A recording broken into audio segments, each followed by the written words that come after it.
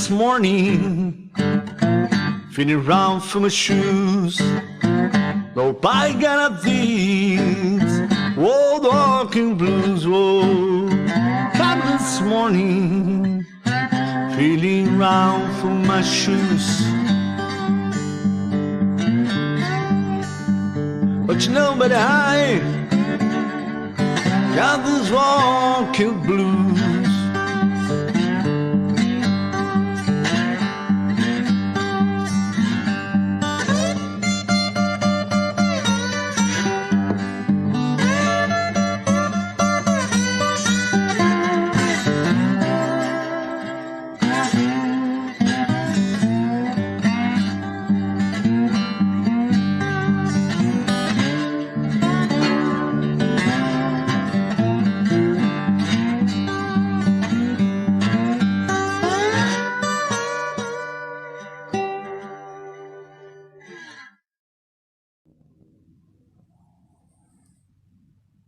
The blues ain't nothing but a good man feeling bad. Agora vamos falar do blues já como uma música que já existe.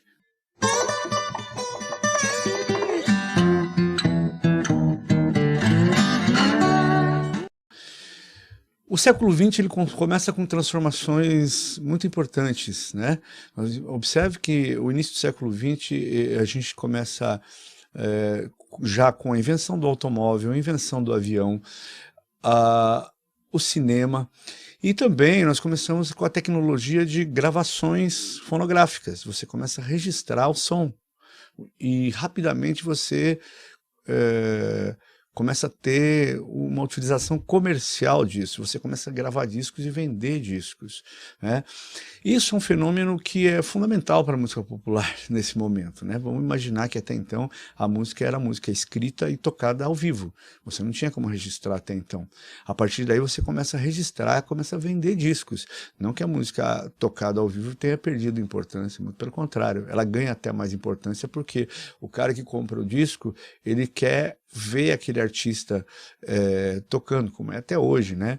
Diferente do período anterior, que o artista tocava ali na sua região e eventualmente fazia alguma fama e viajava para cidades vizinhas, etc. Mas mais ou menos o que acontece hoje, né? A gente que não é famoso, a gente toca nos bares, toca nos hotéis, aí alguém vê, leva a gente para outra cidade e tal. Mas a partir do momento que você grava um disco, e ainda é assim hoje, as pessoas, esse disco vende, as pessoas querem ver esse artista, ele começa a fazer turnês maiores. Mas o importante para a gente aqui agora é falar das gravações, né? Com todas essas transformações econômicas e alguma migração de negros para cidades grandes, você começa a ter um proletariado urbano que, embora não tenha condições de ter posses e muitos gastos, ele é ávido por diversão. Então você tem os bordéis com música ao vivo, né?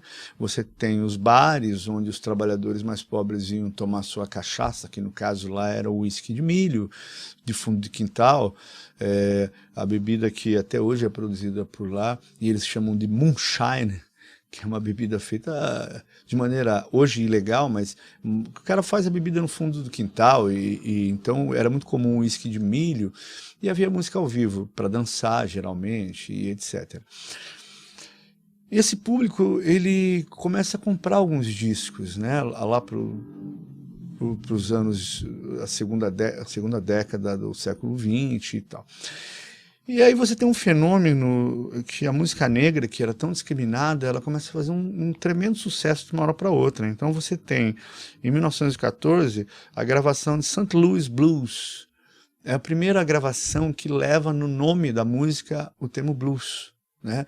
De um trompetista chamado W.C. Hand.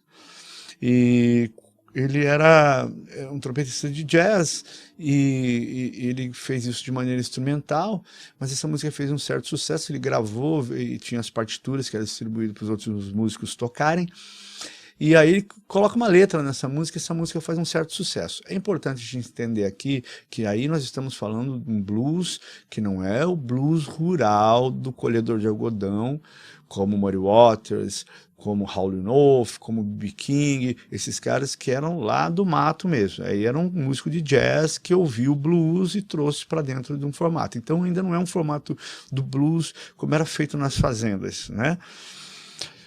Você vai ter, em 1920, uma cantora chamada Mamie Smith, que ela grava uma música chamada Crazy Blues, e que nessa época, para espanto dos envolvidos, ela vende 75 mil cópias desse single. Foi uma surpresa, nem os produtores esperavam. E aí você tinha nessa época esse fenômeno das classical blues singers, que eram cantoras com formato urbano, com vida de estrela, muitas plumas de paetês cantando blues, mas com orquestras de sopro, piano e tal. Já é o blues, mas ainda não é o blues da fazenda. É blues, é indiscutível. E isso é um fenômeno que chama a atenção dos produtores. Nós temos um filme que acabou de estrear na Netflix, que eu indico muito, nós estamos falando aqui em março de 2021, estreou recentemente, chamado A Voz Suprema do Blues, que conta um pouco a história da Ma Rainey, que foi uma cantora muito importante desse período e que representava esse grupo das Classical Blues Singers, cantora, compositora, incrível, importante. O filme é muito legal, assistam, ele retrata muito bem tudo isso que nós estamos falando aqui. Mas eram as cantoras, a Bessie Smith, que era considerada concorrente da Ma Rainey, que também vendia muito, uma cantora negra, cantando blues, mas nesse formato, Alberta Hunter e etc. Né? Alguns produtores perceberam essa demanda, né? E esse público das grandes cidades que migraram, que saíram lá do sul profundo, das fazendas e vão para a cidade, eles sentem falta dessa música. Então, em 1923, você tem uma gravação chamada Yellow Dog Blues, e é uma gravação já no formato rural, que é como o blues nasce. O blues é uma música de origem rural, ele vai se urbanizar para valer depois, e se torna uma música bastante urbana, mas ele nasce nas plantações de algodão. Você imaginar que Muddy Waters foi descoberto numa fazenda, trabalhava na fazenda B.B. King, nasceu e viveu até os 20 anos de idade trabalhando numa fazenda. E Robert Johnson também era daquele meio rural, e etc. Todos esses cantores importantes que depois fazem um certo sucesso, conseguem gravar e fazem sucesso. O Robert Johnson não fez sucesso em vida, né? Ele foi descoberto depois que morreu, gravações raríssimas que hoje são acessíveis, mas ele não foi um sujeito que fez uma carreira como um artista que gravou. Eu vou falar mais especificamente sobre ele daqui a pouco. É importante a gente entender que aí você começa a ter discos de blues circulando, né? E isso é importante para a gente começar a fixar o formato, né? Quando nós falamos daquele formato de blues de 12 compassos, aquele formato poético, o swing, tudo isso que a gente conhece como blues tradicional, ele começa a se fixar ainda mais porque as pessoas começam a ouvir essas gravações e novos músicos se inspiram nessas gravações também, não só mais vendo outro tocar ou tocando sozinho, descobrindo o som sozinho, ele começa a se basear nessas gravações. Então esse formato que é o tradicional blues de 12 compassos, você encontra até hoje compositores. Se você olhar para Pride and Joy do Steve Ray Vaughan, gravado nos anos 80, é exatamente o blues de 12 compassos naquele formato. Talvez haja alguma diferença na poética, que não repete os versos, mas a música é essencialmente o blues de 12 compassos, com as progressões harmônicas que você vai encontrar lá em Sweet Home Chicago, do Robert Johnson, gravado em 1936. Né? Você tem esse formato que fixa o que é o blues tradicional e que dura até hoje. Né? Essa música ainda, apesar de dela já estar vendendo disco pra caramba, ela ainda é uma música segregada, era uma música que negros compram esses discos, negros vão a esses shows. A segregação racial nos Estados Unidos é um capítulo muito importante porque ela é muito brutal, é um período muito violento, é um período onde você tem linchamentos, enforcamentos de negros em grande quantidade. Tem uma música célebre da Billie Holiday que chama Strange Fruit, Fruto Estranho, que ela fala das árvores que têm pessoas enforcadas, penduradas. Que árvores estranhas são essas que dão esses frutos estranhos, né? É como se nascessem frutos nas árvores de quantidade brutal de enforcamento que você tinha nessa época, de linchamento. Você tem, por exemplo, uma cidade chamada Clarksdale, que é onde nasceu Robert Johnson, é onde nasceu Muddy Waters, no Mississippi, e essa cidade, assim, estão em registros assim, de ter anos que tem 700 enforcamentos e linchamentos de negros em apenas um ano, uma cidade relativamente pequena, é um negócio brutal, né? Inclusive os negros começam a fugir daí, começam a procurar trabalho mais ao norte, para fugir também da pobreza e tal, mas também fugir da segregação. E aí tem um fenômeno interessante, que é muito importante para a história do blues, que essa migração ela vai acontecer um pouco mais para frente de uma maneira muito mais acentuada, mas já vinha acontecendo já desde o início do século, porque você tem algumas cidades maiores ao longo do rio Mississippi. Primeiro Memphis, depois Chicago, depois Detroit. Então, os negros iriam beirando o rio, eles iam subindo pelo rio Mississippi até chegar nessas cidades, porque eles ouviam notícias. Tem uma entrevista da Coco Taylor que ela fala que ela ouvia falar que em Chicago o dinheiro dava em árvores. E ela, quando ela veio, naquela simplicidade caipira dela, de pessoa, uma negra segregada lá no sul, analfabeta, ela disse que ela trouxe sacos para colher o dinheiro, que ela não entendeu que era uma metáfora, né? Que inclusive não era verdade. Os negros chegavam lá e ficavam em subempregos, em guetos e favelas, ganhando muito mal, sendo profundamente segregado e etc. Mas vamos chegar nisso mais adiante. Por enquanto nós estamos aqui no surgimento do blues. E nesse momento, para a gente abreviar, aparecem basicamente 3 escolas de blues.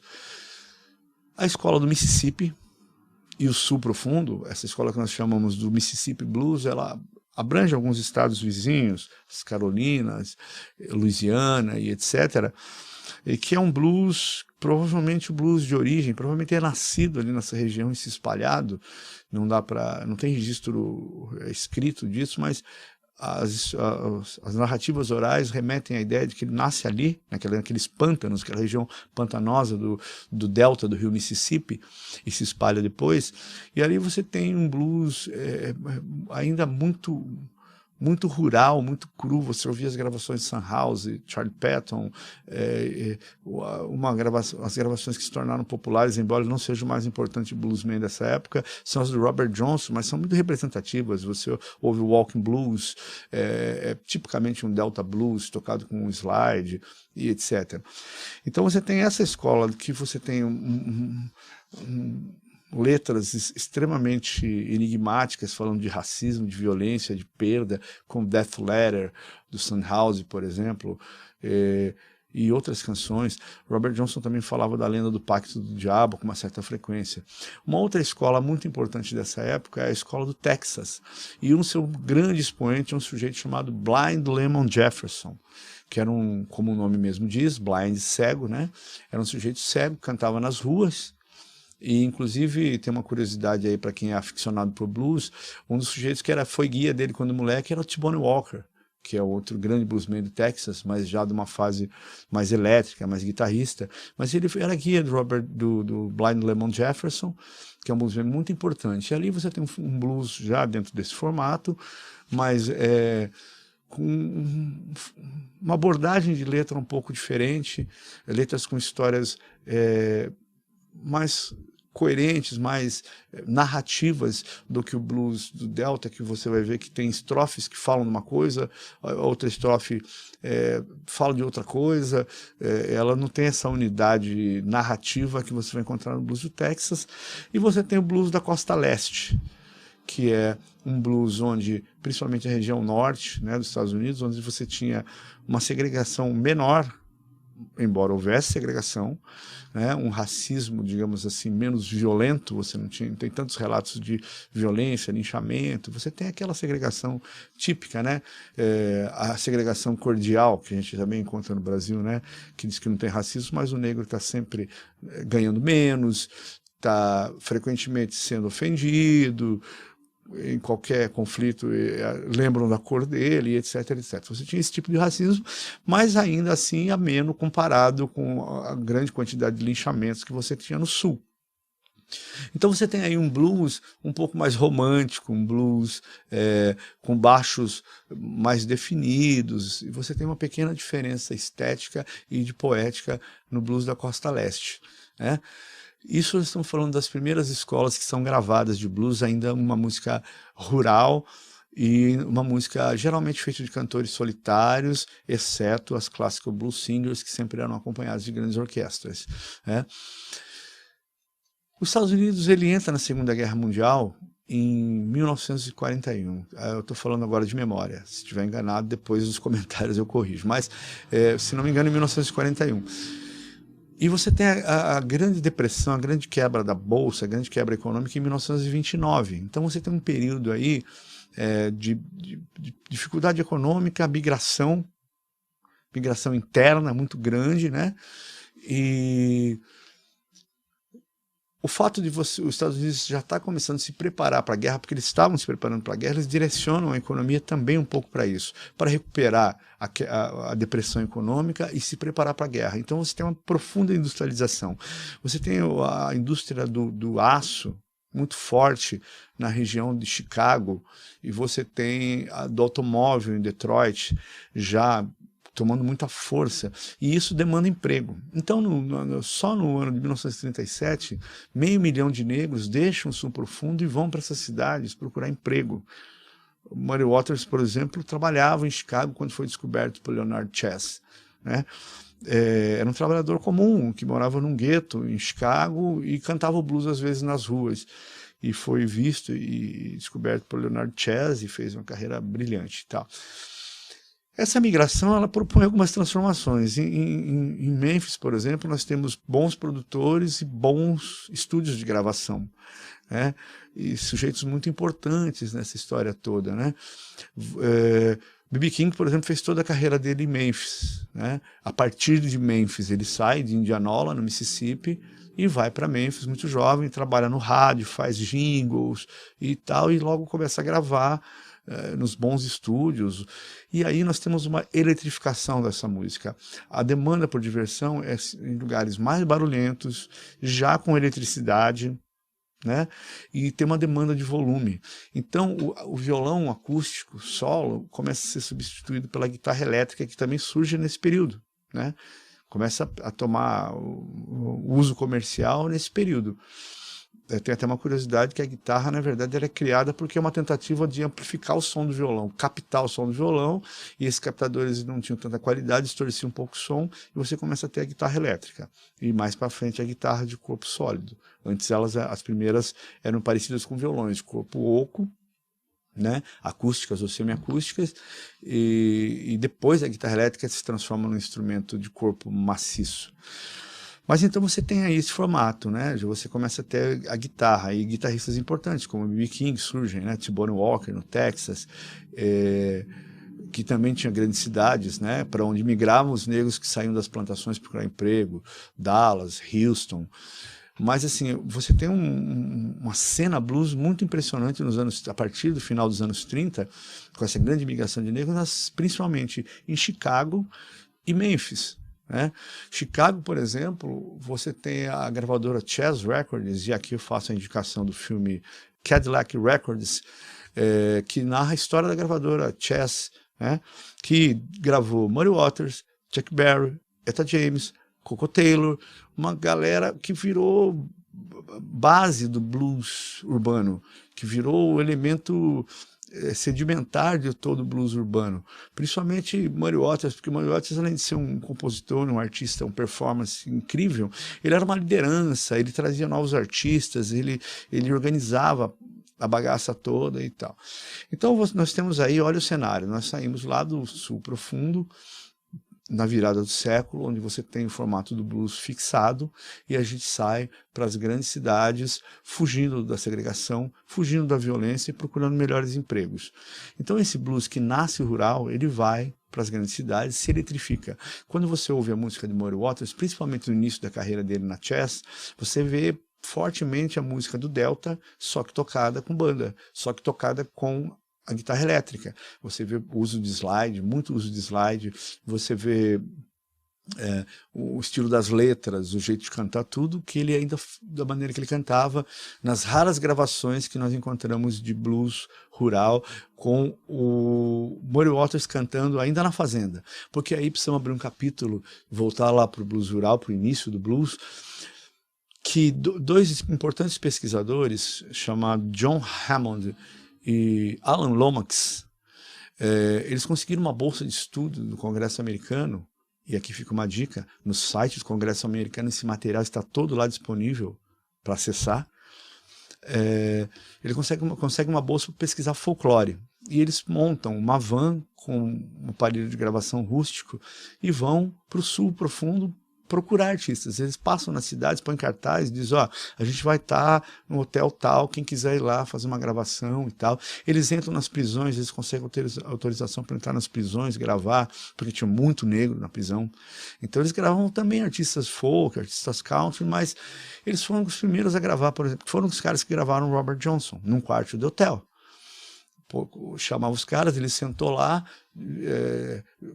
de frente para a parede, que disse que ele era tímido, tomou uns goles, que ele bebia muito, e os caras ligaram o aparelho, ele fez as gravações que existem até hoje, e desapareceu, morreu pouco tempo depois, e essas gravações foram descobertas muito tempo depois, e viraram importantíssimas, renderam filmes, gravações de artistas de rock, e etc. É um cara muito cultuado, o Robert Johnson. E essas gravações foram feitas por esses pesquisadores de folclore, que também descobriram Lead Belly, no Texas. O Lead Belly estava preso, condenado à prisão perpétua. E o Lead Belly tem uma história interessante, que ele gravou para esses caras, mas ele fez uma canção pedindo perdão para o governador e dos crimes dele e tal. E o Alan Lomax levou para o governador ouviu e deu um indulto. O Lead Belly foi solto e virou motorista dos caras depois, e foi importante, porque ele conhecia o rolê todo ali do blues, quem eram os caras, levava eles para conhecer. Então esses caras são muito importantes, né? E aí toda essa música sai por toda essa situação, fugindo do racismo, da pobreza, procurando emprego nas grandes cidades que estavam com demanda de trabalhadores por conta da tentativa de recuperação da crise econômica e por conta de preparação para a guerra. Então esse blues rural vai para a cidade, se adapta, se eletrifica, e a gente tem aí o nascimento do que hoje nós chamamos de blues urbano, que é o blues mais popular até hoje, de lá para cá, desde então, é o blues que vende mais discos, é o blues que as pessoas conhecem primeiro, geralmente, para depois ir buscar as raízes desse blues, né? Quando os Estados Unidos entram em guerra, entre os anos de 43 e 45, você tem colocado uma lei chamada Petraeus Ban, que é uma lei que determina racionamento de artigos que são importantes para o esforço de guerra, que o Estado já está em guerra, né? Então várias coisas são proibidas de vender para ser direcionada, de ser utilizada em larga escala para ser direcionada para a guerra.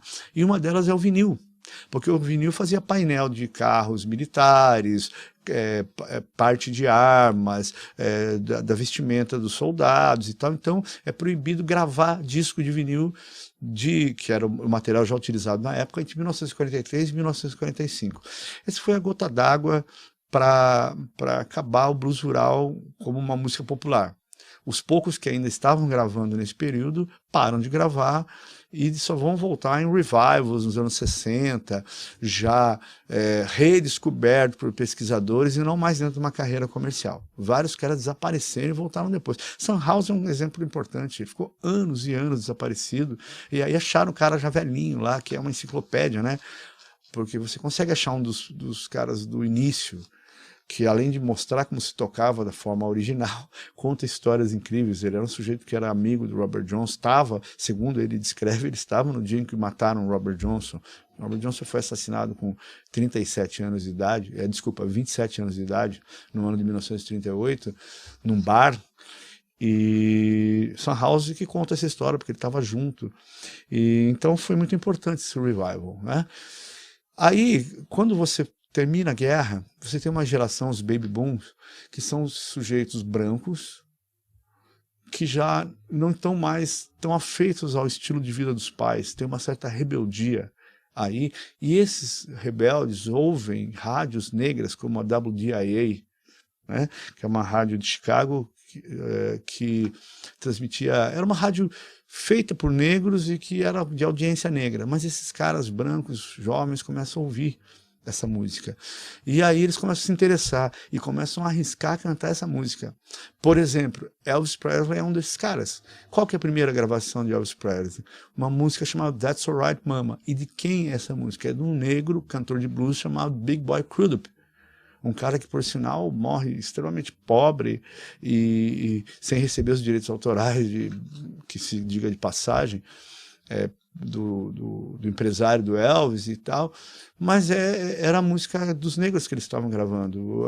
No próprio filme Cadillac Records tem uma cena em que mostra que o Willie Dixon fez uma Baby, uma música incrível, e aí o Elvis canta e faz um puta sucesso, grava e faz um puta sucesso com aquela música, e eles veem eles lá, tudo na merda, e o cara ganhando maior grana com a música deles.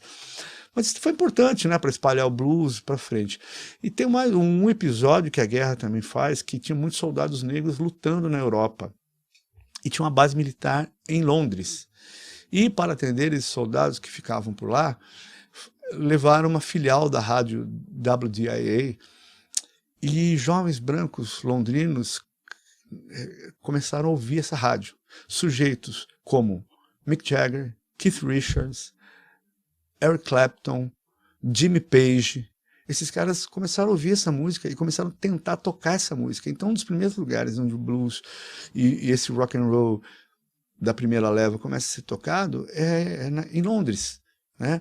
Porque você tem interesse de músicos brancos por essa música, e alguns sujeitos negros já estavam empurrando essa música para um formato novo, como Chuck Berry, que também era da Chas Records, Little Richard. Esses caras já estavam tocando esse blues de uma maneira misturando com levadas de country, acelerando essa música, que são os pais do rock and roll, que eram negros cantores de blues que já estavam fazendo esse blues de uma maneira diferente.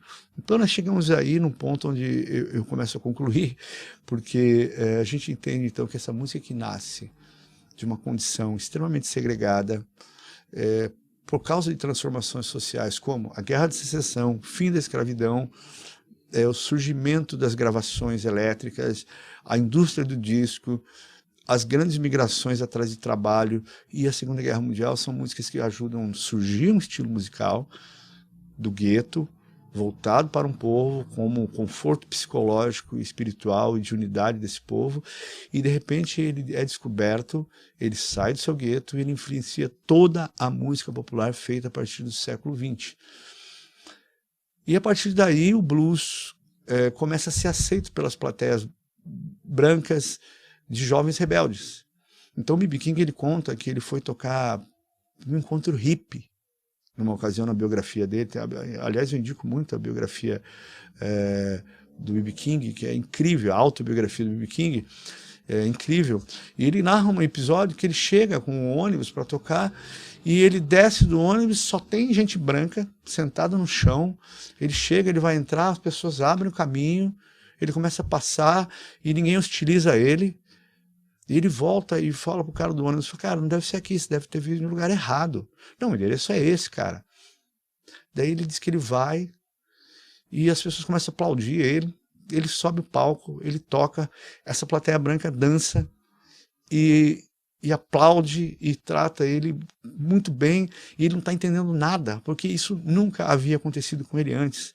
Ele não tocava para plateias brancas, e acontece isso com os jovens hippies, já nos anos 60, e ele conta isso com muita emoção, que aquele foi um divisor de águas no entendimento dele sobre a carreira dele, etc. Então essa música sai e essa juventude branca rebelde é a primeira a se apropriar dessa música para tocá-la e para apreciá-la. E a partir daí ela influencia tudo que acontece depois. O jazz, que é uma música urbana do sul dos Estados Unidos, que nasce em condições específicas, mas ele no seu surgimento, ele recebe o swing, o impulso e a invenção harmônica e melódica do blues, através das blue notes, por causa dos agricultores que deixam o campo e vão para cidades grandes, e os que foram para New Orleans procurar emprego levam essa música para lá. E influenciam os músicos negros e brancos também, que estavam ali naquele momento tocando uma música que viria a ser o jazz. O rock and roll não precisa nem dizer, né? Mais um episódio a respeito disso. O termo rock and roll, que é deitar e rolar, a tradução é deitar e rolar, com conotação sexual, era um termo dito pelos DJs de rádios que tocavam blues. E quando eles tocavam música negra em geral, mas quando eles tocavam blues, eles diziam: "This is music for rock and roll", isso aqui é música para deitar e rolar. E esses adolescentes brancos que estavam ouvindo essa rádio passaram a chamar aquela música de rock and roll. Olha só, ele vem diretamente, o rock and roll, as primeiras gravações, ele tem a estrutura de 12 compassos do blues, a estrutura harmônica do blues, né? A soul music também. A soul music já é uma música mais politizada, mas o swing, a blue note aparece o tempo todo ali, a interpretação vocal quente, o virtuosismo, o improviso, está tudo lá no jazz. Então é uma música que nasce segregada de um povo analfabeto, oprimido, como um lamento, como uma sobrevivência cultural de espírito. Tem a força impressionante que toda a cultura negra teve na América, né? Com tudo isso, ela está até hoje influenciando tudo que acontece. Ela atravessa toda essa trajetória histórica, a Guerra de Secessão, o fim da escravidão, o recrudescimento das leis segregacionistas, que vão de fato acabar só nos anos 60 com os movimentos de direitos civis, e até hoje acontece. Nós temos visto os casos lá do George Floyd, que foi assassinado pela polícia. Os policiais nem foram brancos e nem foram condenados. Isso acontece frequentemente, ainda acontece nas periferias do Brasil, né? A população negra ainda é caçada, oprimida, ganha menos, é discriminada, mas ainda resiste e cria coisas incríveis, como é, por exemplo, a história do blues. Então, eu vou aqui concluindo, essa história não acaba aí, o blues continua se transformando, recebendo influência das músicas que ele criou. O blues, feito depois disso, ele recebe influência do rock and roll, recebe influência do jazz, da soul music, se mistura com ela, se reinventa, e é importante que a gente não entenda com isso que o blues é apenas fonte de todos esses estilos, mas ele tem vida autônoma, ele continua existindo, continua sendo tocado, criado, gravado, composto. Às vezes tem um revival, ele fica mais popular, às vezes ele fica meio para um público específico, mas ele está aí como tudo que a cultura negra criou na América. Então eu espero ter contribuído. É difícil você sintetizar tanta história em tão pouco tempo. Nada do que eu disse aqui é verdade absoluta. Eu busquei fontes que eu considero confiáveis, principalmente a história social do jazz do Eric Hobsbawm e blues de Gerhard Hersaft. São dois livros que eu me baseei para construir essa linha de pensamento, que eu usei aqui para traçar a linha cronológica dessa história. Eu espero ter contribuído, porque isso foram descobertas que eu busquei e me apaixonei por elas. E então aqui eu concluo esperando que vocês se divirtam com essa história, que vocês passem essa história para frente, que vocês se apaixonem por essa história e que ouçam blues e ouçam com o coração, porque é o jeito certo de se ouvir o blues. Muito obrigado, vamos terminar com blues.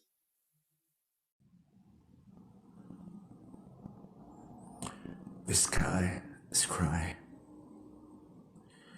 Can you see the tears roll down the streets?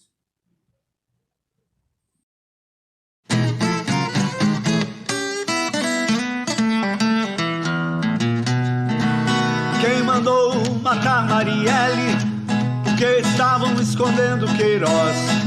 Quem mandou matar Marielle? Porque estavam escondendo Queiroz.